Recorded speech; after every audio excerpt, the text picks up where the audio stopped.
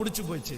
ஞானம் இல்லைன்னு தன்னுடைய பிள்ளை சொன்ன உடனே ஆண்டவர் என்ன பண்ணாருன்னா, நீ ஞானத்தை கேட்டாய், நீ கேளாத ஐஸ்வர்யத்தையும் நான் உனக்கு தருவேன். அந்த மனுஷனை போல அதற்கு முன்பும் அதற்கு பின்பும் ஞானமுள்ள ராஜா இருந்ததே இல்லை. ஆமேன் சொல்லுங்க பார்க்கலாம். ஸோ இன்றைக்கு இந்த சத்தத்தை கேட்கிற ஒவ்வொரு தேவனுடைய பிள்ளைகளும் நீங்க என்ன பண்ணணும்னா, கர்த்தர் சமூகத்தில் உங்களை என்ன பண்ணுங்கன்னா தாழ்த்தணும். கர்த்தருக்கு முன்பாக நீங்கள் தாழ்மைப்படுங்கள், அப்பொழுது அவர் உங்களை உயர்த்துவார்.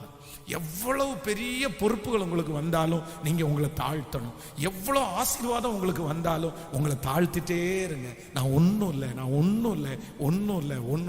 நான் நம்புறேன், உங்களுடைய உயர்வை தடுப்பதற்கு இந்த உலகத்தில் இருக்கிற ஒருவராலும் முடியாது. ஒரு 10 விசை கையை மேல உயர்த்தி எல்லாரும் முழு பலத்தோடு கூட ஹல்லேலூயா ஹல்லேலூயா சாஷ்டாங்கமாய் உங்க மனசு அப்படியே தாழட்டும். நான் பெருமையா இருந்தது தவறுதான் ஆண்டவரே, நான் பெருமையா பேசினது தவறுதான் ஆண்டவரே, நான் இவ்வளோ பெரிய காரியங்களை, இவ்வளோ பெரிய சோதனை கடந்து வருவதற்கு காரணம் என்னுடைய பெருமை தான் ஆண்டவரே காரணம். நான் பெருமையா பேசினது தான் ஆண்டவரே காரணம்.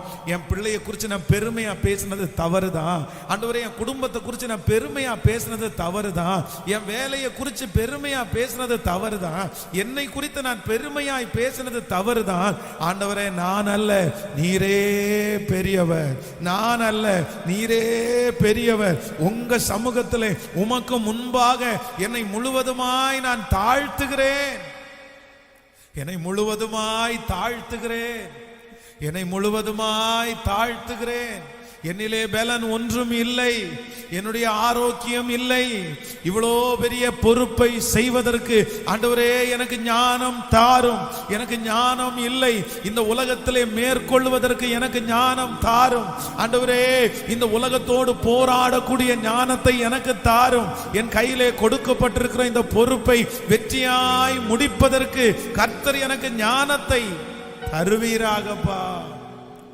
கர்த்தர் எனக்கு ஞானத்தை தருவீராகப்பா.